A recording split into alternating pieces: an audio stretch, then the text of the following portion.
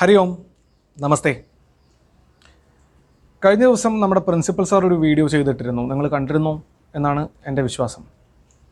അതിൽ നാഗവല്ലിയായിട്ട് ശോഭന മാറുന്ന മണിച്ചിത്രത്താഴിലെ ഒരു രംഗം അതിൻ്റെ ഭാഗമായിട്ട് സാറ് പോസ്റ്റ് ചെയ്തിരുന്നു. പലരും വീടുകളിൽ ഏതാണ്ട് ആ അവസ്ഥയിലേക്ക് മാറിക്കൊണ്ടിരിക്കുന്ന ഒരു അവസ്ഥയിലാണ് നമ്മളിപ്പോഴുള്ളത്. നമ്മൾ ചുറ്റും പടർന്നു നിന്നിരുന്ന നമ്മളിപ്പോൾ നമ്മളിലേക്ക് ഒതുങ്ങിക്കൊണ്ടിരിക്കുമ്പോൾ തീർച്ചയായും അതൊരു തരത്തിലുള്ള പ്രശ്നം നമ്മുടെ ഉള്ളിലുണ്ടാക്കും. ആ പ്രശ്നം എങ്ങനെ ഹാൻഡിൽ ചെയ്യണമെന്നറിയാതെ പലപ്പോഴും നമ്മൾ പെട്ടുപോകാറുണ്ട്. അങ്ങനെ ആ ഒരു മാനസികാവസ്ഥയിലേക്ക് മാറാറുണ്ട്. പ്രത്യേകിച്ച് അച്ഛനും അമ്മയൊക്കെ നിങ്ങളുടെ ആ സ്വരൂപം കണ്ടുകൊണ്ടിരിക്കുകയാണ്. കാരണം കുറേ കാലമായിട്ട് നിങ്ങൾ ഈ സ്കൂൾ ജീവിതത്തിൽ തന്നെ ബിസി ആയിരുന്നതുകൊണ്ട് ശനിയും ഞായറും മാത്രമേ നിങ്ങളെ ഒരു പരിധിവരെ അച്ഛനും അമ്മയ്ക്കും കാണാൻ കഴിയുള്ളൂ. വെക്കേഷൻ ആണെങ്കിൽ തന്നെയും അത് മറ്റ് യാത്രകളുമൊക്കെ ആയിട്ട് എപ്പോഴും ബിസി ആയിരുന്നു. ഇപ്പോൾ ഇതെല്ലാം വിട്ട് നിങ്ങൾ നിങ്ങളുടെ ഫാമിലിയിൽ ഒതുങ്ങിയിരിക്കുകയാണ്, കൺഫൈൻഡ് ആണ്. ആ സമയത്താണ് നമ്മൾ പരസ്പരം കുറേ കൂടി ആഴത്തിൽ അറിയുന്നത്. നമ്മളുടെ സ്വഭാവത്തെയും സ്വഭാവ വൈകല്യങ്ങളെയും കുറിച്ചൊക്കെ തിരിച്ചറിയാൻ പറ്റുന്നൊരവസരം കൂടെയാണ്. അപ്പോൾ നല്ല രീതിയിൽ സ്വഭാവത്തെ തിരിച്ചറിയുക. സ്വഭാവം സ്വന്തം ഭാവമാണ്, താൻ എങ്ങനെയാണ് എന്നുള്ളത് തിരിച്ചറിയുക. അതിനനുസരിച്ച് തൻ്റെ പെരുമാറ്റത്തിൽ മാറ്റം വരുത്തിക്കൊണ്ട് തന്നെ തൻ്റെ രീതികളിൽ മാറ്റം വരുത്തിക്കൊണ്ട് മുന്നോട്ട് പോവുക. അപ്പോൾ വെർച്വൽ ക്ലാസ്സസ് തുടങ്ങിയിട്ടിപ്പോൾ ഏതാണ്ട് ഒരു മാസത്തോട് അടുക്കുകയായി. പല ടീച്ചേഴ്സിൻ്റെയും 1-2 പാഠങ്ങൾ കഴിഞ്ഞു. നമ്മളും സംസ്കൃതത്തിൽ 2 പാഠം കഴിഞ്ഞു. ഇന്ന് നമ്മൾ 3ാമത്തെ പാഠത്തിലേക്ക് പ്രവേശിക്കുകയാണ്. സോ ഏതാണ്ട് കാര്യങ്ങളെല്ലാം പുതിയൊരു നോർമലിലേക്ക് മാറിക്കൊണ്ടിരിക്കുകയാണ്. ലോകം തന്നെ ഒരു പുതിയ നോർമൽ മീൻസ് ഒരു ലൈഫ് സ്റ്റൈലിലേക്ക് മാറിക്കൊണ്ടിരിക്കുകയാണ്. അതിനെ നോർമൽ എന്നാണ് വിളിക്കുന്നത്. ഒരു പുതിയ ജീവിത രീതിയിലേക്ക് കാര്യങ്ങൾ മാറിക്കൊണ്ടിരിക്കുമ്പോൾ നമ്മളതിനെ അഡാപ്റ്റ് ചെയ്തില്ലെങ്കിൽ ഒരു മനുഷ്യനെ എപ്പോഴും നല്ല മനുഷ്യനാക്കി മാറ്റുന്നത്, അല്ലെങ്കിൽ അവനെ മികച്ച ഒരു വ്യക്തിയാക്കി മാറ്റുന്നത് അവൻ്റെ സാഹചര്യങ്ങളോട് എങ്ങനെ പൊരുത്തപ്പെട്ടു പോകുന്നുള്ള, എത്ര പെട്ടെന്ന് അവൻ അഡ്ജസ്റ്റ് ചെയ്യുന്നോ അത്രയും പെട്ടെന്ന് അവൻ നല്ലൊരു മനുഷ്യനായി മാറും എന്നതാണ് സൈക്കോളജി മുഴുവൻ പറയുന്നത്. സോ പുതിയ ജീവിത രീതിയിലേക്ക് ലോകം മാറുമ്പോൾ നമ്മളും അതിനനുസരിച്ച് നമ്മളെ അതിലേക്ക് അപ്ഗ്രേഡ് ചെയ്തുകൊണ്ടിരിക്കണം. നമ്മൾ വളർന്നുകൊണ്ടിരിക്കുകയാണ് എന്ന് മനസ്സിലാക്കി നമുക്ക് പുതിയ ലോകത്തിൻ്റെ വേഗത്തിനോടൊപ്പം പുതിയ ലോകത്തിൻ്റെ രീതികളോടൊപ്പം മുന്നോട്ട് പോവാം എന്ന കാര്യം ഈ ക്ലാസ് തുടങ്ങുന്നതിന് മുമ്പ് ഞാൻ നിങ്ങളെ ഓർമ്മിപ്പിക്കുകയാണ്. വളർന്നു വന്ന 10-17 വയസ്സായിട്ടുള്ള ആ ഒരു ഗൗരവത്തോടു കൂടെ തന്നെ നിങ്ങൾ കാര്യങ്ങളെ കാണുക, അതിനനുസരിച്ച് തന്നെ കാര്യങ്ങളോട് പ്രതികരിക്കുക, നല്ല കുട്ടികളായിരിക്കുക. ഇന്ന് നമ്മൾ ചർച്ച ചെയ്യാൻ ഉദ്ദേശിക്കുന്ന കാര്യങ്ങൾക്ക് മുമ്പ് നമുക്ക് കഴിഞ്ഞ ക്ലാസ്സുകളൊന്ന് ഓർത്തു നോക്കാം. കഴിഞ്ഞ 2 ക്ലാസ്സുകളിലായിട്ട് നമ്മൾ എന്താ പഠിച്ചിട്ടുണ്ടായിരുന്നു? ആദ്യം നമ്മൾ ജയദേവ കവി രചിച്ച അഷ്ടപതി പഠിച്ചു. അഷ്ടപതിയിലൂടെ നമ്മൾ ആ കാലഘട്ടത്തിൻ്റെ ഒരു ലിറ്ററേച്ചറിനെ പരിചയപ്പെട്ടു. ഒരു ഭക്ത കവി എന്ന് വിളിക്കുന്ന അതിന് യോഗ്യനായ ഒരാൾ ശ്രീകൃഷ്ണൻ്റെയും രാധയുടെയും പരസ്പര അനുരാഗത്തെ പറയുന്ന തരത്തിലുള്ള മനോഹരമായ ഒരു കവിത എന്ന് തന്നെ പറയാവുന്ന അഷ്ടപതി നമ്മൾ പഠിച്ചു. അതിനുശേഷം 2ാമത്തെ ക്ലാസ്സിൽ നമ്മളൊരു ഗദ്യം, ഒരു കഥ പഠിച്ചു. ആ കഥയിൽ നമ്മൾ മഹാഭാരതത്തിൽ നിന്നുള്ളൊരു ഉപാഖ്യാനമാണെങ്കിൽ പോലും, ഒരു കഥയാണെങ്കിൽ പോലും അതിനെ പുതിയ കാലത്തിൻ്റെ ഭാഷയിൽ അവതരിപ്പിച്ചിട്ടുള്ള മനോഹരമായിട്ടുള്ളൊരു കഥ നമ്മൾ പഠിച്ചു. അപ്പോൾ ഈ 2 എണ്ണത്തിനും ഒരല്പം പഴക്കമുണ്ട്. നമ്മളിന്ന് പഴക്കത്തിൽ നിന്ന് പുതുമയിലേക്ക് വരികയാണ്. പുതിയ കാലഘട്ടത്തിൻ്റെ കല എന്ന് എല്ലാ അർത്ഥത്തിലും വിശേഷിപ്പിക്കാൻ യോഗ്യമായത് ഏതായിരിക്കും? സിനിമയായിരിക്കും. സിനിമ ഇപ്പോഴാണ് നമ്മളുടെ ലെവലിലേക്ക് ഇറങ്ങി വന്നത്, അല്ലേ? അപ്പോൾ സിനിമയെ പറ്റിയാണ് നമ്മൾ ഇന്നത്തെ ക്ലാസ്സിൽ ചർച്ച ചെയ്യാൻ പോകുന്നത്. എന്താ ഇപ്പോൾ സംസ്കൃതം പഠിക്കുന്നിടത്ത് സിനിമയുമായിട്ട് ബന്ധപ്പെട്ട ചർച്ച എന്നാണെന്നുണ്ടെങ്കിൽ നമ്മൾ ഈ പാഠത്തിൽ പഠിക്കാനിരിക്കുന്നത് സംസ്കൃതത്തിൽ എങ്ങനെ ഒരു സിനിമയ്ക്ക് തിരക്കഥ എഴുതാമെന്നാണ്. അപ്പോൾ നമ്മൾ ആദ്യം സംശയിക്കും, സംസ്കൃതവും തിരക്കഥയും എന്തൊക്കെയാണ് പറയണേ എന്ന്. സംസ്കൃതവും തിരക്കഥയും ഒക്കെ ചേർന്ന് പോകുന്നതാണ്. അപ്പോൾ നമുക്ക് ആദ്യം സംസ്കൃതത്തിലേക്ക് കടക്കുന്നതിന് മുമ്പ് തിരക്കഥ എന്താണെന്ന് അറിയണ്ടേ? ഞാനതിന് മുമ്പ് നിങ്ങളോട് ചോദിക്കുകയാണ്, നമ്മൾ കഴിഞ്ഞ ക്ലാസ്സിൽ തന്നെ ചർച്ച ചെയ്തിരുന്നു ദൃശ്യകലയും വായനയും തമ്മിലുള്ള വ്യത്യാസം, അല്ലേ? വായിക്കുമ്പോൾ നമ്മളുടെ ഉള്ളിലൊരു ചിത്രത്തെ ഉണ്ടാക്കുകയാണ്. ആ അക്ഷരങ്ങൾ കാണുമ്പോൾ എൻ്റെ ഉള്ളിലൊരു ചിത്രം ഉണ്ടാകുന്നു. ആ ചിത്രം അതേ അക്ഷരങ്ങൾ വായിക്കുന്ന വേറൊരാളുടെ ഉള്ളിൽ വേറെ തരത്തിലുണ്ടാവുന്നു. അതാണ് വായനയുടെ പ്രത്യേകത. എന്നാൽ സിനിമകളിൽ എങ്ങനെയാണ്? സിനിമകളിൽ തീർച്ചയായും നേർവിപരീതം എന്ന് പറയാവുന്ന തരത്തിൽ ഒറ്റ ദൃശ്യം ആ സംവിധായകൻ്റെ മനസ്സിൽ അല്ലെങ്കിൽ ആ കഥാകാരൻ്റെ മനസ്സിൽ എങ്ങനെയാണോ ആ ദൃശ്യം ഉണ്ടായത് ആ ദൃശ്യത്തെ അങ്ങനെ തന്നെ അവതരിപ്പിക്കുക എന്നുള്ളതാണ് ഒരു സിനിമയിൽ സംഭവിച്ചുകൊണ്ടിരിക്കുന്നത്, അല്ലേ? സിനിമ ഇന്ന് വെറും ഒരു കല എന്നൊന്നും പറഞ്ഞാൽ ഒതുങ്ങുന്നതല്ല. കാരണം അത് നമ്മളുടെ ജീവിതത്തിൻ്റെ ഭാഗമാണ്. ഒരു വ്യക്തിയും ഏതെങ്കിലും ഒരു സിനിമയെപ്പറ്റി ഒരല്പമെങ്കിലും ചിന്തിക്കാത്ത ഒരു ദിവസം പോലും ഒരാളുടെയും ജീവിതത്തിൽ കടന്നു പോകുന്നില്ല. അത്രത്തോളം നമ്മുടെ ജീവിതവുമായിട്ട് ഇഴയെടുപ്പത്തിൽ കിടക്കുന്ന ഒന്നാണ് സിനിമ, അല്ലേ? സിനിമയെ ഒരു കല എന്ന് വിശേഷിപ്പിക്കുന്നതും ഒരു പരിധിവരെ തെറ്റായിരിക്കും, അല്ലേ? കാരണം സിനിമ ഒറ്റ കലയല്ല. എന്താ ഞാൻ അങ്ങനെ പറയാൻ കാരണം അതിലൊരു കഥ തുടങ്ങുമ്പോൾ ഒരു കഥയുണ്ടാവും. ആ കഥ പിന്നീട് പല രൂപത്തിലേക്ക് രൂപാന്തരപ്പെടും. അതിനൊരു സംവിധായകൻ വേണം, നല്ലൊരു ക്യാമറാമാൻ വേണം, ആ സിനിമയിൽ ധാരാളം പാട്ടുകൾ വേണം. പാട്ടുകൾ വേണമെന്നുണ്ടെങ്കിൽ വീണ്ടും നമ്മൾ അതിൻ്റെ വഴി പിരിഞ്ഞ് പോവുകയാണെന്നുണ്ടെങ്കിൽ ഒരു പാട്ടെഴുത്തുകാരൻ വേണം, ഒരു സംഗീത സംവിധായകൻ വേണം, നല്ല പാട്ടുകാർ വേണം, അതിനനുസരിച്ച് സംഗീതം വായിക്കുന്ന വിവിധ വാദ്യോപകരണങ്ങൾ ഉപയോഗിക്കുന്ന വാദ്യ കലാകാരന്മാർ വേണം. ഇവരെ മുഴുവൻ ഏകോപിപ്പിച്ച് അതിനെ കമ്പോസ് ചെയ്തിട്ടുള്ള, അതിനെ റെക്കോർഡ് ചെയ്യുന്ന ഒരു റെക്കോർഡിംഗ് ആർട്ടിസ്റ്റ് വേണം, ആ സിനിമയെ എഡിറ്റ് ചെയ്യുന്ന ആൾ വേണം. ഇങ്ങനെ സിനിമയുമായി ബന്ധപ്പെട്ട കലകളുടെ മേഖലകളെ നമ്മൾ അന്വേഷിച്ച് പോവുകയാണെന്നുണ്ടെങ്കിൽ അത് എണ്ണമറ്റതാണ്. അത്രയധികം കലകളെ ഒരുമിച്ചാണ് സിനിമയിൽ കൊണ്ടുവരുന്നത്. അതുകൊണ്ട് തന്നെയാണ് ഓരോ സിനിമയും വ്യത്യസ്തങ്ങളായ അനുഭവങ്ങളാവുന്നത്. കാരണം ഒരു കലയല്ല, നമ്മൾ മറ്റുള്ള കലകളിലൊക്കെ വ്യത്യസ്തമായിട്ട് പലപ്പോഴും ഇപ്പോൾ ക്ലാസിക്കൽ കലകളിൽ പലതിലും നൃത്യം, ഗീതം, അഭിനയം, വാദ്യം ഇത്രയും ചേർന്ന് വരാറുണ്ട്. യഥാർത്ഥത്തിൽ സിനിമയിലും ഇത്രയുമൊക്കെ ചേർന്ന് വരുന്നുള്ളൂ എങ്കിലും അതിനൊരു വ്യത്യസ്തതയുണ്ട്, അതിന് കുറച്ചുകൂടി ഒരു സ്വീകാര്യതയുണ്ട്. ഒരു 2010 മുമ്പ് വരെയുള്ള സിനിമകളൊക്കെ നമ്മൾ കണ്ടു നോക്കിക്കഴിഞ്ഞാൽ നമുക്കറിയാം അതിൽ അസംഭവ്യമായ പല കാര്യങ്ങളും സംഭവിക്കും. ഒരു നായകൻ ഒറ്റയ്ക്ക് 10-12 പേരെ സുഖമായി ഇടിച്ചിടുന്നു. ആ ഇടിച്ചിടുമ്പോഴും നമുക്ക് കണ്ടാലറിയാം ഗുണ്ടകളെല്ലാവരും കൂടെ നായകനെ ഇടിക്കാൻ വരികയാണെന്നുണ്ടെങ്കിൽ ഗുണ്ടകൾ വളരെ മാന്യന്മാരാണ്. കാരണം എന്താണ്, ഒരിക്കലും ഗുണ്ടകൾ ഒന്നിച്ച് ഒരു നായകനെ ആക്രമിക്കില്ല, ഓരോരുത്തരായി വരുന്നു, അടി വാങ്ങുന്നു, പോകുന്നു. ഇങ്ങനെയാണ് സിനിമകളിൽ സംഭവിക്കാറുള്ളത്. എനിവേ, ഇതൊന്നും സംഭവിക്കില്ല എങ്കിൽ പോലും നമ്മളിതൊക്കെ കണ്ടിരിക്കും, അതിന് കൈയടിക്കും. അതാണ് സിനിമ നമ്മളിൽ ഉണ്ടാക്കുന്ന ഒരു ലോകം. എന്നാൽ അതിനുശേഷം വന്ന സിനിമകൾ മാറി പിന്നീട് ഇറങ്ങിയ പല സിനിമകളും, മഹേഷിൻ്റെ പ്രതികാരം അല്ലെങ്കിൽ കുമ്പളങ്ങി നൈറ്റ്സ്, ദിലീഷ് പോത്തൻ്റെ പല സിനിമകളും, അങ്ങനെ ലിജോ ജോസ് പെല്ലിശ്ശേരിയുടെ സിനിമകൾ, ഇവയൊക്കെ എന്തായി, ഇവയൊക്കെ വീണ്ടും സിനിമയെ മനുഷ്യജീവൻ എങ്ങനെയാണോ അങ്ങനെ തന്നെ സിനിമ കാണിക്കുക എന്നതാക്കി മാറി. ഇതേസമയം ഇത് മലയാളം സിനിമകളുടെ കാര്യം മാത്രമാണ് പറയുന്നത്. ഇതേസമയം ലോകത്തും സിനിമകളുടെ കാര്യങ്ങളിൽ വലിയ വ്യത്യാസം സംഭവിച്ചിട്ടുണ്ട്. ബഹിരാകാശം പ്രമേയമാക്കിയിട്ടുള്ള നിരവധി സിനിമകൾ ഇന്നോ ഇന്നലെയല്ല, കഴിഞ്ഞ നൂറ്റാണ്ടിൽ തന്നെ ഹോളിവുഡിൽ നിന്ന് പുറത്തിറങ്ങി തുടങ്ങിയിരിക്കുന്നു.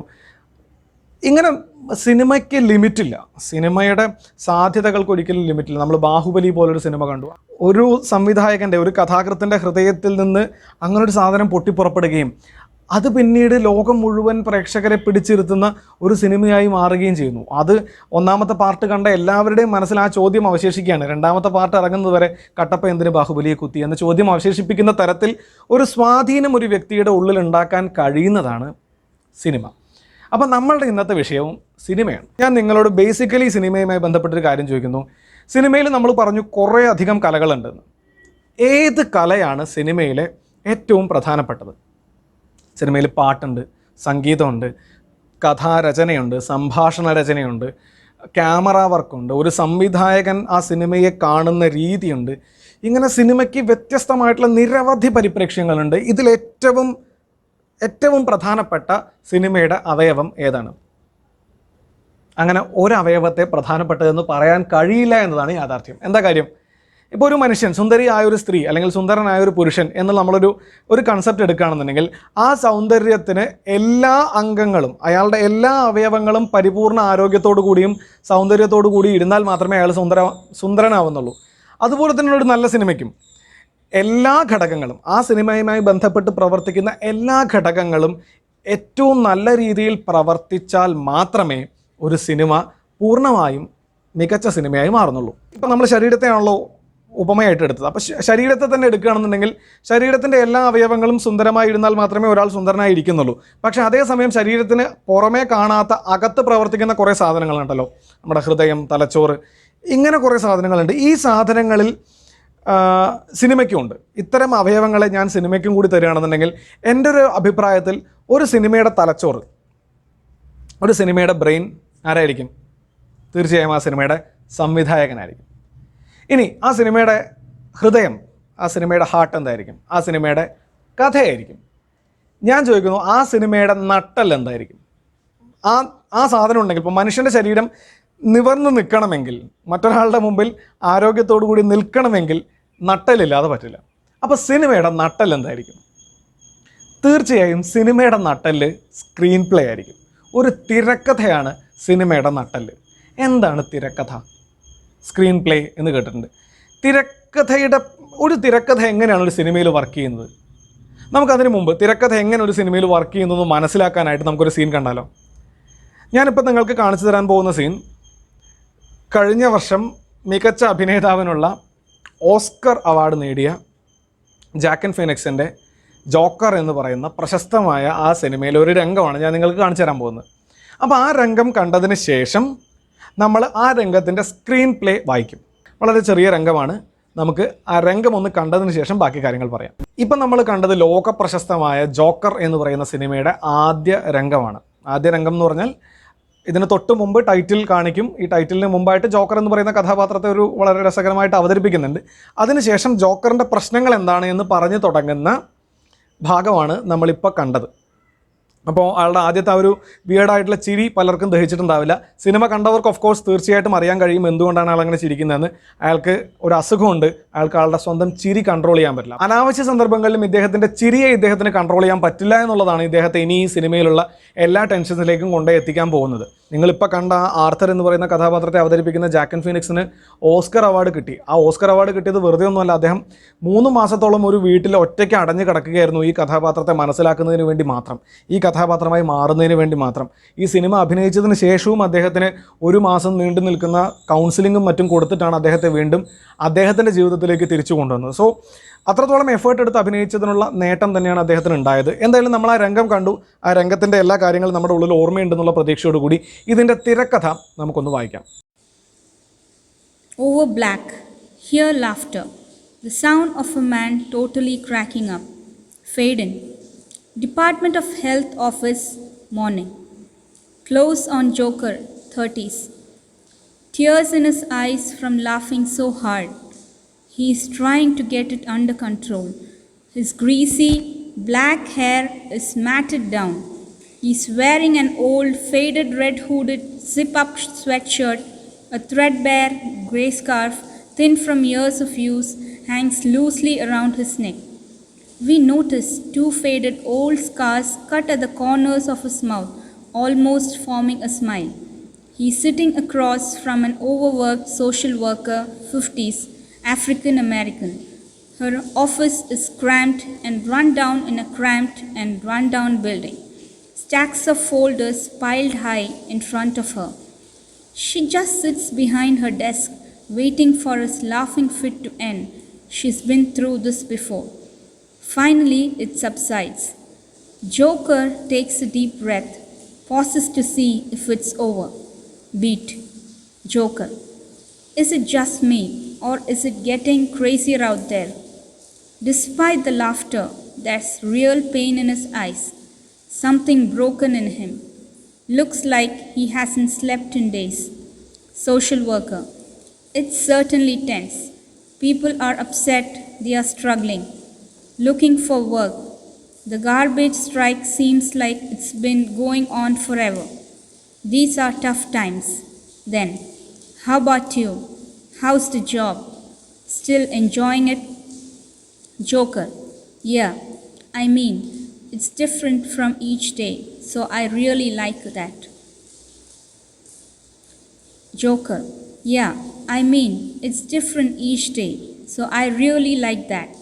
I don't think I could ever work in an office, behind a desk, more. Scene 2. Joker continued. Beat. No offense. She smiles, writes something down, looks at the clock. She's running late for her next appointment. Social worker. Have you been keeping up with your journal? Joker. Every day. Social worker. Great. Did you bring it with you? Beat. Joker. Dodging the subject. I'm sorry. Did I bring what? Social worker. Impatient. She doesn't have time for this.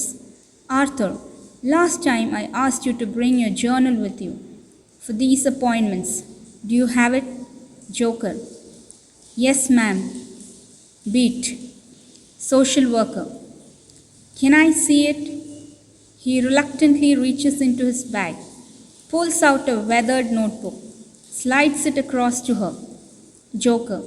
I've been using it as a journal, but also as a joke diary. Joker. I've been using it as a journal, but also a joke diary. Funny thoughts or observations. Did I tell you I'm pursuing a career in stand-up comedy? She's half listening as she flips through his journal. Social worker. No, you didn't. Joker. I think I did. Scene 3. She doesn't respond, keeps flipping through his journal. Social worker. Oh, yeah. Because of what your mother said about your purpose. To bring laughter and joy to the world, right? Joker. Right. Angle on journal. Pages and pages of notes, all in neat, angry looking handwriting. Also cut out photos from hardcore pornographic magazines and some crude handmade drawings. A flash of anger crosses Joker's face. We see him picking at his right eyebrow almost obsessively, trying to stay calm. His eyebrow is actually half gone, something he does a lot. Joker. I didn't realize you wanted to read it. The social worker gives him a look, then reads something in the pages that gives her pause. Social worker. Reading it loud. I just hope my death makes more sense than my life. She looks up at Joker. He just stares back, lets it hang out there for a beat. Then he laughs a little, even though he doesn't think it's funny. Joker. Yeah, I mean, that's just. Social worker. Does my reading it upset you? He leans in. Joker. No, I just. Some of it's personal, you know. Social worker. I understand. I just want to make sure you're keeping up with it. She slides his journal back to him. He holds it in his lap. Scene 4. Social worker. What about your mom? How's she feeling? Joker. She has good days, but mostly bad. It's been a big help having me there. She really needs me. Social worker. Seems like she's been sick a lot since you got home. Joker. Nods. Yeah, it's good I'm there. When I was in the hospital after my last episode, she was having trouble getting over there to visit. She looks back up at the clock.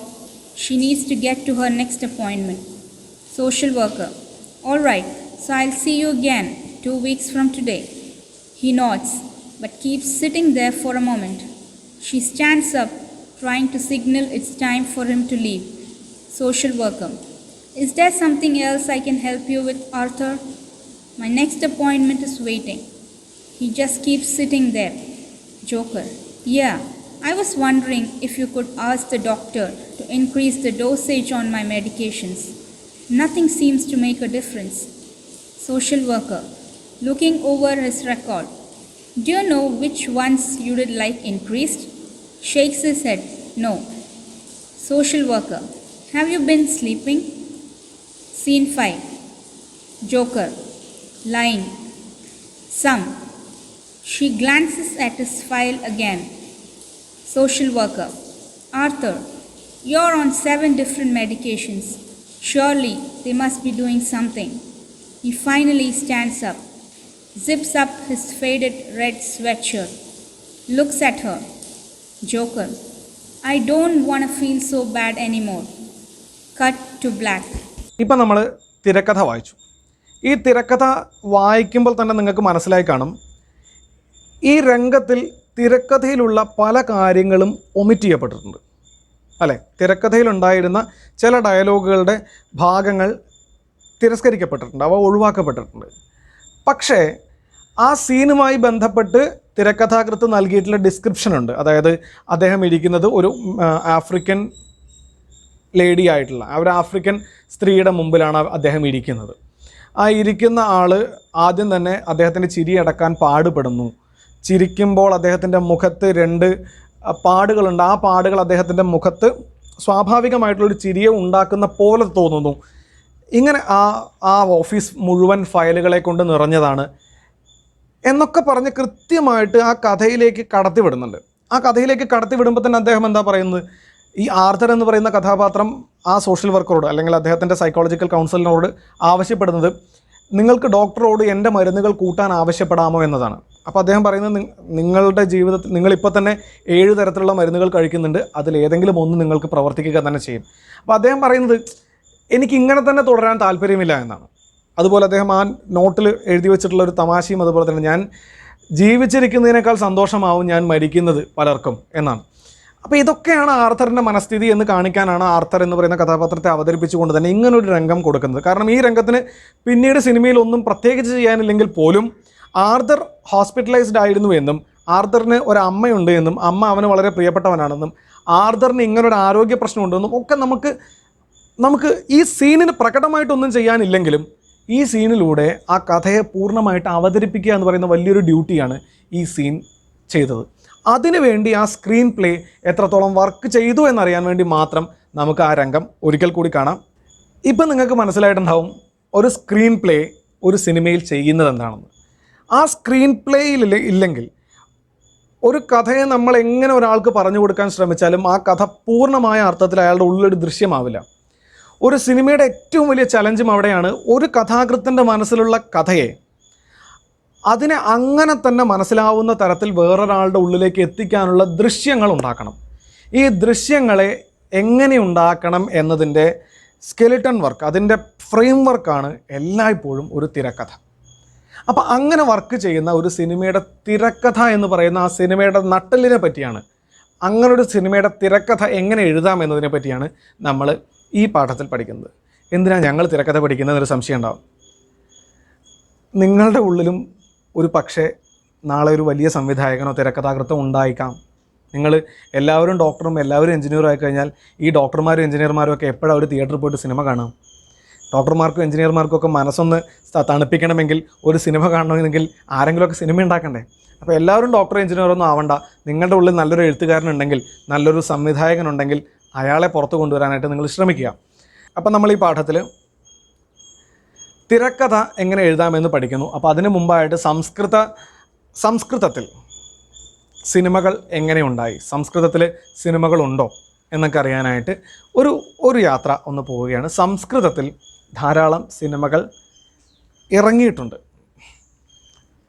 ഈ അടുത്ത കാലം വരെ ഒന്നും ഉണ്ടായിരുന്നില്ല, ഒറ്റ cinema മാത്രമേ ഉണ്ടായിരുന്നുള്ളൂ. ആദിശങ്കരാചാര്യ എന്ന് പറയുന്ന ഒരു സിനിമ മാത്രമേ ഉണ്ടായിരുന്നുള്ളൂ. പക്ഷേ കഴിഞ്ഞ കുറച്ച് കാലങ്ങളായിട്ട് സംസ്കൃതത്തിൽ നിരന്തരം സിനിമകളും ഷോർട്ട് ഫിലിംസും ഇറങ്ങാറുണ്ട്. സംസ്കൃതത്തിലോ എന്ന് അത്ഭുതപ്പെടേണ്ട, തീർച്ചയായും ഇറങ്ങാറുണ്ട്. അത്തരത്തിലൊരു ഷോർട്ട് ഫിലിമിൻ്റെ കാര്യമാണ് നമ്മൾ ഇന്ന് പഠിക്കുന്നത്. പക്ഷേ അതിനു മുമ്പ് ഞാൻ നിങ്ങൾക്ക് ആദ്യത്തെ സംസ്കൃത ചിത്രം, എപ്പോഴും നമ്മൾ ആദ്യത്തെ കാര്യം വളരെ പ്രധാനപ്പെട്ടതും പ്രശസ്തവുമാണ്. അപ്പോൾ ആദ്യത്തെ കാര്യം ആയിട്ടുള്ള ആദിശങ്കരാചാര്യ എന്ന് പറയുന്ന സിനിമയുമായി ബന്ധപ്പെട്ട് പാഠഭാഗത്തിലുള്ള കുറിപ്പ് ഒന്ന് നമുക്ക് പരിചയപ്പെടുകയും മനസ്സിലാക്കുകയും ചെയ്യാം. സംസ്കൃത ചലച്ചിത്ര ഇതിഹാസഃ. വിശ്വചലച്ചിത്ര ഇതിഹാസേ പ്രഥമം സംസ്കൃത ചലച്ചിത്രം ഭവതി ആദിശങ്കരാചാര്യः. വിശ്വചലച്ചിത്ര ഇതിഹാസേ പ്രഥമം സംസ്കൃത ചലച്ചിത്രം ഭവതി ആദിശങ്കരാചാര്യः. മനസ്സിലായല്ലോ. ശ്രീശങ്കരാചാര്യस्य ജീവനസ്യോപരി സംസ്കൃതഭാഷായാം കൃതമിദം ചലച്ചിത്രം 1993 വർഷേ GV അയ്യർ, ഗണപതി വെങ്കട്ടരാമ അയ്യർ മഹോദയേന നിദേശനം കൃതം. ശ്രീശങ്കരാചാര്യस्य ജീവനസ്യോപരി, ശ്രീശങ്കരാചാര്യരുടെ ജീവിതത്തിന് മുകളിൽ, ജീവിതത്തെ ആധാരമാക്കിക്കൊണ്ട് സംസ്കൃത ഭാഷായാം കൃതം ഇതം ചലച്ചിത്രം, സംസ്കൃത ഭാഷയിൽ ചെയ്യപ്പെട്ട ഈ സിനിമ 1983 വർഷേ GV അയ്യർ അഥവാ ഗണപതി വെങ്കട്ടരാമ അയ്യർ മഹോദയേന, അദ്ദേഹത്താൽ നിദേശനം കൃതം, സംവിധാനം ചെയ്യപ്പെട്ടതാണ്. ഉത്തമ ചലച്ചിത്രം, ഉത്തമ പട്ടകഥ, ഉത്തമ ഛായാഗ്രഹണം, ഉത്തമ സംഗീതം ഇത്യാദിഷു ദേശീയ ചലച്ചിത്ര പുരസ്കാരാः പ്രാപ്താः. ഏറ്റവും മികച്ച സംസ്കൃത ചിത്രം, ഏറ്റവും മികച്ച തിരക്കഥ, ഏറ്റവും മികച്ച ക്യാമറ, ഏറ്റവും മികച്ച സംഗീതം മുതലായിട്ടുള്ള വിഷയങ്ങളിൽ ദേശീയ ചലച്ചിത്ര പുരസ്കാരം ഈ സിനിമയ്ക്ക് ലഭിച്ചിട്ടുണ്ട്. പട്ടകഥ GV അയ്യർ, നിർമ്മാണം നാഷണൽ ഫിലിം ഡെവലപ്മെൻറ്റ് കോർപ്പറേഷൻ, സംഗീതം M ബാലമുരളീകൃഷ്ണ, ഛായാഗ്രഹണം മധു അമ്പാട്ട്. 1990 വർഷേ ഭഗവത്ഗീത നാംനാ സംസ്കൃത ചലച്ചിത്രമപി GV അയ്യർ മഹോദയനേവ നിദേശനം കൃതം. ഇതാണോ ആദ്യത്തെ സംസ്കൃത ചലച്ചിത്രം എന്നാണെങ്കിൽ ഇത് മാത്രമല്ല, 1993 ഭഗവത്ഗീത എന്ന പേരിൽ സംസ്കൃത ചലച്ചിത്രം GV അയ്യർ തന്നെ വീണ്ടും സംവിധാനം ചെയ്തിട്ടുണ്ട്. ഉത്തമ ചലച്ചിത്ര പുരസ്കാരः പ്രാപ്തः. ആ വർഷത്തിലെ ഏറ്റവും മികച്ച സിനിമയുടെ പുരസ്കാരം ലഭിച്ചത് അതിന് തന്നെയാണ്. അങ്ങനെ ശങ്കരാചാര്യ, ഭഗവത്ഗീത മുതലായിട്ടുള്ള സിനിമകൾക്ക് ശേഷം വീണ്ടും സംസ്കൃതത്തിൽ സിനിമകൾ ധാരാളം ഇറങ്ങിയിട്ടുണ്ട്. ഈ അടുത്തിടെ 2015 പ്രിയമാനസം എന്ന് പറയുന്ന സിനിമ ഇറങ്ങിയിട്ടുണ്ടായിരുന്നു. നളചരിതം എഴുതിയ ഉണ്ണായി വാര്യർ എന്ന് പറയുന്ന അദ്ദേഹത്തിൻ്റെ കഥ, ജീവിത കഥ, അതും നളചരിതവുമായിട്ടുള്ള ഒരു ബന്ധമൊക്കെ ചിത്രീകരിച്ചിട്ടുള്ള മനോഹരമായിട്ടുള്ള വിനോദ് മങ്കര സാർ സംവിധാനം ചെയ്ത സിനിമ ഇറങ്ങിയിട്ടുണ്ടായിരുന്നു. അതിനുശേഷം ഇഷ്ടി എന്ന് പറയുന്നൊരു സിനിമ ഇറങ്ങിയിട്ടുണ്ടായിരുന്നു. അനുരക്തി എന്ന് പേരുള്ള സംസ്കൃതത്തിലെ ഒരു 3D ഫിലിം ഇറങ്ങിയിട്ടുണ്ടായിരുന്നു. അതല്ലാതെ രാഷ്ട്രീയ സംസ്കൃത സംസ്ഥാനമൊക്കെ നടത്തിയിട്ടുള്ള മത്സരങ്ങളുമായി ബന്ധപ്പെട്ടും അല്ലാതെയും ഒക്കെ നിരവധി സംസ്കൃതം ഷോർട്ട് ഫിലിമുകൾ കഴിഞ്ഞ കുറച്ച് കാലങ്ങൾക്കിടയിൽ, ഒരു പരിധിവരെ കഴിഞ്ഞ 10 വർഷത്തിനിടയിൽ ധാരാളമായിട്ട് ഇറങ്ങുന്നുണ്ട്. അപ്പോൾ അതിൽ കുറച്ചെണ്ണത്തിൻ്റെയൊക്കെ പരിചയപ്പെടുത്തുന്നതിനായിട്ട് അതിൻ്റെ ലിങ്കുകൾ ഞാൻ ഈ വീഡിയോയുടെ ഡിസ്ക്രിപ്ഷനിൽ കൊടുക്കുന്നുണ്ട്. അപ്പോൾ നിങ്ങൾക്ക് സമയം കിട്ടുമ്പോൾ തീർച്ചയായും ഒരു സംസ്കൃതം സിനിമ കാണുക. എന്താണ് സംസ്കൃതത്തിൻ്റെ ലോകത്തിൽ സംഭവിക്കുന്നതെന്ന് സംസ്കൃതം പഠിക്കുന്ന നമ്മൾ അറിഞ്ഞില്ലെങ്കിൽ പിന്നെ ആരറിയും? അപ്പോൾ അതുകൂടി കാണാൻ ശ്രമിക്കുക. നമ്മൾ ഇന്ന് പരിചയപ്പെടുന്ന ഭാഗം സംസ്കൃതത്തിലെ ആദ്യത്തെ ഷോർട്ട് ഫിലിം എന്ന വിശേഷണത്തിന് അർഹമായ പുത്രോ രക്ഷതി എന്ന ഷോർട്ട് ഫിലിമിൻ്റെ തിരക്കഥ എഴുതുന്നതിനാണ്. 2014 തൃശ്ശൂർ ജില്ലയിലാണ് പുത്രോ രക്ഷതി എന്ന ഈ സിനിമ ചിത്രീകരിക്കപ്പെട്ടത്. ഇപ്പോൾ നമ്മൾ വായിച്ച സംസ്കൃത ചലച്ചിത്ര ഇതിഹാസ എന്ന പേജിൻ്റെ തൊട്ടടുത്ത പേജിൽ നിങ്ങൾക്ക് ഈ പുത്രോ രക്ഷതി എന്ന സിനിമയുടെ അണിയറയിൽ പ്രവർത്തിച്ച കലാകാരന്മാരുടെ പേരും വിവരങ്ങളും ഒക്കെ നിങ്ങൾക്ക് കാണാൻ കഴിയും. അവരെ പരിചയപ്പെടുക. അപ്പോൾ പുത്രോ രക്ഷതി എന്നത് സംസ്കൃതത്തിലെ ആദ്യത്തെ ഷോർട്ട് ഫിലിമായിരുന്നു. തീർച്ചയായും സംസ്കൃതത്തിൽ അതുവരെ ഷോർട്ട് ഫിലിംസ് ഇറങ്ങിയിട്ടുണ്ടായിരുന്നില്ല എന്ന വിഷമത്തിൽ നിന്ന് ഒരു കൂട്ടം ചെറുപ്പക്കാർ മുന്നിട്ടിറങ്ങി എടുത്തൊരു സിനിമയാണ് ഈ പുത്രോ രക്ഷതി എന്ന ഷോർട്ട് ഫിലിം. അപ്പം നിങ്ങൾക്ക് ഇത്തവണ ഈ ക്ലാസ്സിൽ ഒരു അതിഥി കൂടെയുണ്ട്. ഈ പുത്രോ രക്ഷതി എന്ന് പറയുന്ന സിനിമ സംവിധാനം ചെയ്ത ഡോക്ടർ നിധീഷ് ഗോപി എന്ന യുവ കലാകാരൻ, സംസ്കൃത പ്രതിഭ ഒക്കെ ആയിട്ടുള്ള ശ്രീ നിധീഷ് ഗോപി ഇന്ന് നിങ്ങളോട് ഒരു തിരക്കഥയുമായി ബന്ധപ്പെട്ട് നിങ്ങൾ എന്തൊക്കെ ശ്രദ്ധിക്കണം, എങ്ങനെയാണ് ഒരു സിനിമ ഉണ്ടാവുന്നത് എന്ന വിഷയത്തിൽ കുറച്ച് നേരം സംസാരിക്കും. നമുക്ക് നിധീഷ് ഗോപി സാറുടെ അഭിപ്രായങ്ങൾ കേൾക്കാം. നമസ്തേ സർവേഭ്യഃ നമസ്കാരഃ. അഹമസ്മി നിധീഷ് ഗോപി. ഞാൻ നിധീഷ് ഗോപിയാണ്.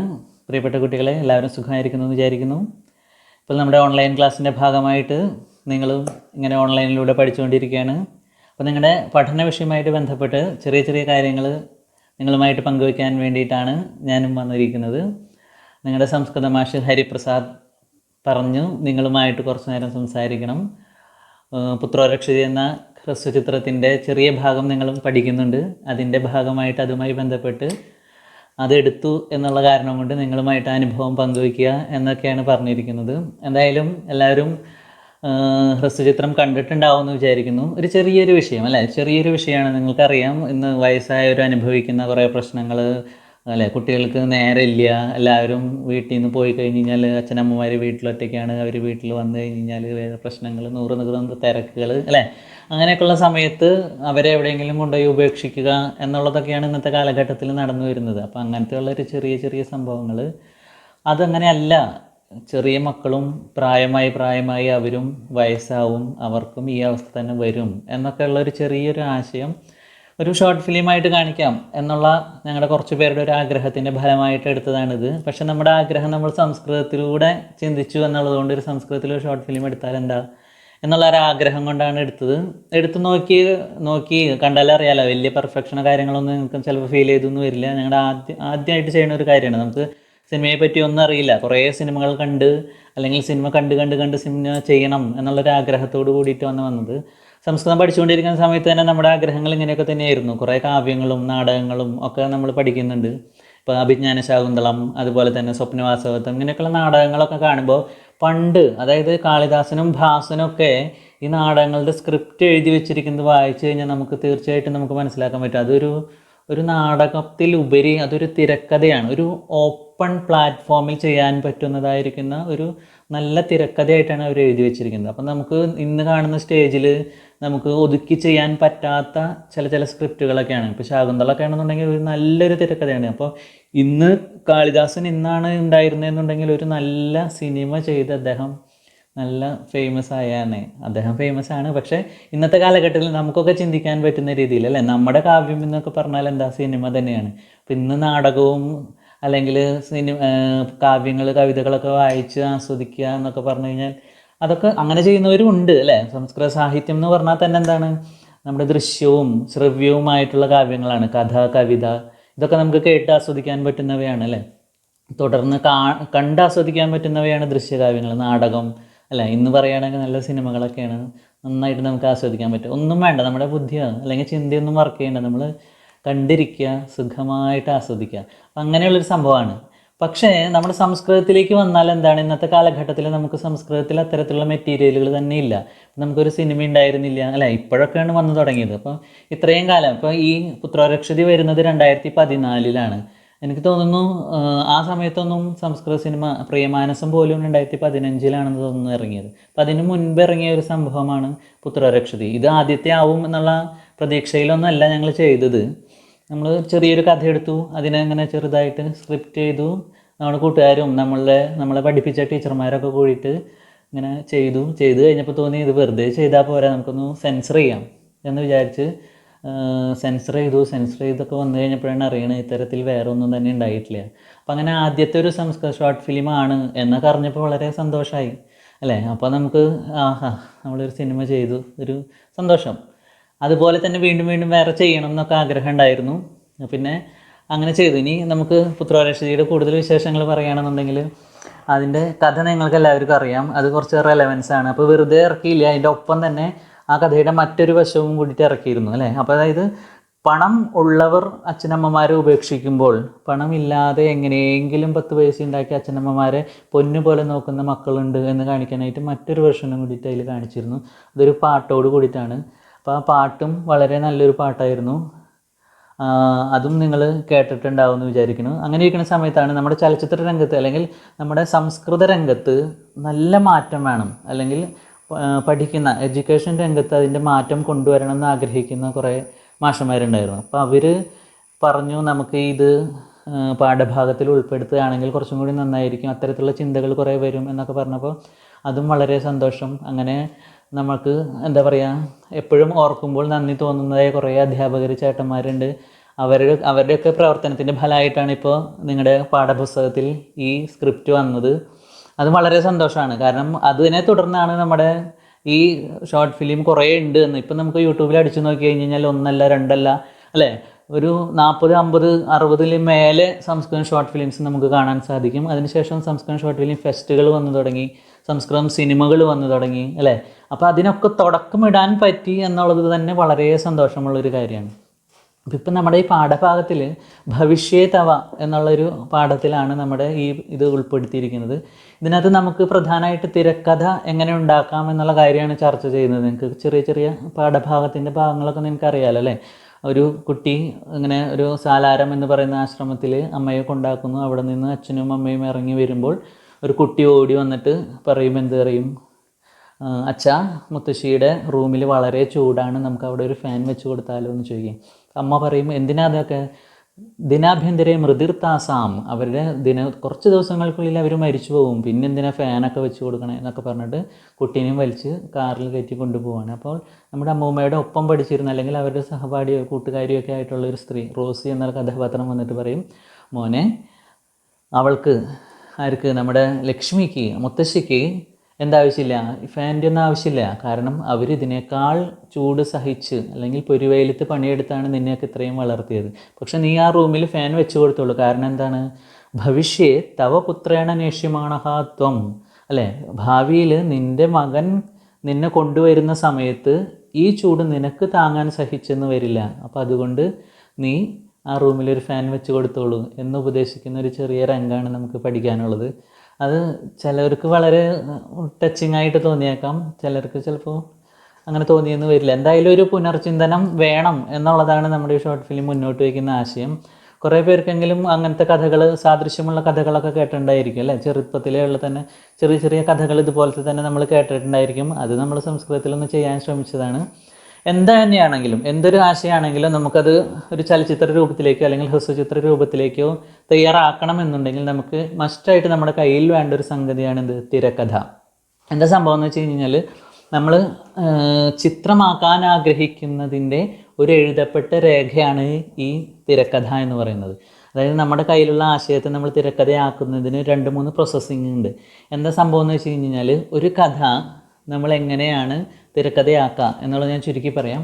ഒരു കഥയെ നമ്മൾ എന്താക്കണം, സീനായിട്ട് തിരിക്കുക. അതായത് നമ്മൾ ഉദ്ദേശിക്കുന്ന കഥ കൺവേ ചെയ്യാൻ നമുക്ക് ഏറ്റവും ചുരുങ്ങിയത് എത്ര സീനുകൾ വേണ്ടി വരും എന്ന് നമ്മൾ ചിന്തിക്കുന്നു. അങ്ങനെ നമ്മൾ കഥയെ സീനുകളാക്കി ഡിവൈഡ് ചെയ്ത് വെക്കുന്നു. ഇനി നമ്മൾ ഓരോ സീനിലും എന്താശയമാണ് കൺവേ ചെയ്യേണ്ടത് എന്ന് നോക്കിയിട്ട് അതിന് ആ ആശയം മറ്റുള്ളവരിലേക്ക് എത്തിക്കാനായിട്ട് എത്രത്തോളം ഡയലോഗ്സ് വേണം എന്ന് കണക്കാക്കിയിട്ട് നമ്മൾ സംഭാഷണം എഴുതുന്നു. ഇങ്ങനെ ചുരുക്കി എഴുതി വയ്ക്കുകയാണ് വേണ്ടത്. എപ്പോഴും മിനിമം വേണ്ടത് ഇതാണ്, കഥ വേണം. ആ കഥയെ നമുക്ക് സീനുകളാക്കി തിരിക്കണം. അതായത് മിനിമം എത്ര സീനുകളെ കൊണ്ട് നമുക്ക് നമ്മൾ ഉദ്ദേശിക്കുന്ന കഥ മറ്റൊരാളിലേക്ക് എത്തിക്കാം എന്ന് നമ്മൾ നോക്കുന്നു. ആ സീനുകളിൽ ഒറ്റവരി വിവരണം ആയിട്ട് ഏത് ആശയമാണോ നമ്മൾ കൺവേ ചെയ്യുന്നത് അതിനാവശ്യമായ സംഭാഷണങ്ങൾ നമ്മൾ കൂട്ടിച്ചേർക്കുന്നു. ഇങ്ങനെയാണ് നമ്മൾ എഴുതുന്നത്. അപ്പോൾ പ്രധാനമായിട്ട് എഴുതാനായിട്ട് ഇപ്പോൾ നിങ്ങൾക്ക് തന്നിട്ടുണ്ടാവുക 3 കോളമാണ്. 3 കോളത്തിലാണ് സാധാരണയായിട്ട് എഴുതാറുള്ളത്. അതായത് ഒരു കോളത്തിൽ നമ്മൾ രംഗവിവരണം എന്ന് പറയും. അതായത് ഈ കഥ നടക്കുന്നത് എവിടെയാണ്, ഏത് സമയത്താണ്, എന്തൊക്കെയാണ് കഥാപാത്രം ചെയ്യുന്നത്, കഥാപാത്രത്തിൻ്റെ പ്രവൃത്തി എന്താണ്, ഇത് അഭിനയിക്കാൻ വേണ്ടതായിരിക്കുന്ന കാര്യങ്ങൾ, അവരുടെ വേഷവിധാനം എന്നീ തുടങ്ങിയ കാര്യങ്ങളൊക്കെ നമ്മൾ ആ രംഗവിവരണം എന്ന് പറയുന്ന ഒരു ഭാഗത്ത് നമ്മൾ ചെയ്യും. രണ്ടാമത്തെ ഭാഗത്ത് സംഭാഷണങ്ങളാണ്. ഈ സംഭാഷണം, ഈ രംഗവിവരണത്തിലൂടെ വരുന്നതായ കഥാപാത്രങ്ങൾ എന്താണ് സംഭാഷണം നടത്തുന്നത് എന്നുള്ളതാണ് ഡയലോഗ്സ് നമ്മൾ രണ്ടാമത്തെ കോളത്തിൽ എഴുതും. മൂന്നാമത്തെ കോളം എന്തിനാണ് ഉപയോഗിക്കുന്നത് പറഞ്ഞാൽ അത് ക്യാമറമാൻമാർക്ക് വേണ്ടിയിട്ടാണ്. അതായത് നമ്മൾ ഉദ്ദേശിക്കുന്ന ആശയം കൺവേ ചെയ്യാനായിട്ട് നമ്മൾ ഏത് ആംഗിളിലാണ് അല്ലെങ്കിൽ എന്ത് ഷോട്ടുകളാണ് എടുക്കേണ്ടത് എന്നുള്ളതാണ്. നമുക്ക് ഷോട്ടുകളെ പറ്റിയിട്ട് നമുക്ക് കുറച്ച് കഴിഞ്ഞിട്ട് പറയാം. ഇപ്പം നമ്മൾ പ്രധാനമായിട്ടും കഥയെയും അതുപോലെ തന്നെ അതിൻ്റെ സീനുകളെയും പറ്റിയിട്ടാണ് നമ്മൾ സംസാരിച്ചത്. കഥ നമ്മൾ സീനുകളാക്കി തിരിച്ചു, സീനുകളിൽ നമ്മൾ സംഭാഷണങ്ങൾ നിറച്ചു, അല്ലേ? അപ്പോൾ എപ്പോഴും കഥ മുന്നോട്ട് പോകുന്നത് രംഗവിവരണത്തിലൂടെയും സംഭാഷണത്തിലൂടെയും ആയിരിക്കും. എപ്പോഴും തിരക്കഥയിൽ വേണ്ട ഒരു കാര്യങ്ങൾ എന്തൊക്കെയാണെന്ന് വെച്ച് കഴിഞ്ഞാൽ കഥ നടക്കുന്നത് എവിടെയാണ്, സ്ഥലം നമ്മൾ സ്പെസിഫൈ ചെയ്യണം, ഏത് സമയത്താണ് നടക്കുന്നത്, അതായത് രാവിലെയാണോ ഉച്ചയ്ക്കാണോ വൈകുന്നേരമാണോ, സമയത്തിന് വളരെ പ്രാധാന്യമുണ്ട്, അല്ലേ? അതിനനുസരിച്ചിട്ടുള്ള ലൈറ്റും കാര്യങ്ങളൊക്കെ അറേഞ്ച് ചെയ്യാൻ വേണ്ടിയിട്ടാണ് വേണം. എത്ര കഥാപാത്രങ്ങൾ ഒരു സീനിൽ വരുന്നുണ്ട് നമുക്ക് സംസാരിക്കുമ്പോൾ അല്ലെങ്കിൽ കാണുന്ന സമയത്ത് സീനിൽ എത്ര ആൾക്കാർ വരുന്നുണ്ട്. പിന്നെ വേണ്ടത് നമ്മൾ ഉദ്ദേശിക്കുന്ന ആ സ്ഥലം മനസ്സിലാക്കാൻ വേണ്ടിയിട്ട്, അല്ലെങ്കിൽ ഇപ്പോൾ ഒരു പോലീസ് സ്റ്റേഷനാണ് എന്ന് പറഞ്ഞു കഴിഞ്ഞാൽ ആ പോലീസ് സ്റ്റേഷനാണ് എന്ന് രജിസ്റ്റർ ചെയ്യാനായിട്ട് നമുക്ക് എന്തൊക്കെ സാധനങ്ങളാണ് പിന്നെ വേണ്ടത്, ക്യാമറയുടെ ഉള്ളിൽ ഫ്രെയിമിൽ വരുത്തേണ്ടത്, അതിന് നമ്മൾ കലാസംവിധാനം, ആർട്ട് എന്നൊക്കെ നമ്മൾ പറയും, അല്ലേ? അപ്പോൾ ആ കാര്യങ്ങളൊക്കെയാണ് നമ്മൾ പ്രധാനമായിട്ട് തിരക്കഥയിൽ മുകളിൽ നമ്മൾ എഴുതി ചേർക്കണം. പിന്നെയാണ് നമ്മൾ രംഗവിവരണം, സംഭാഷണം. ഇനി നമ്മൾ മൂന്നാമത്തെ ഒരു കോളം പറഞ്ഞു ഷോട്ടുകൾ എന്ന്.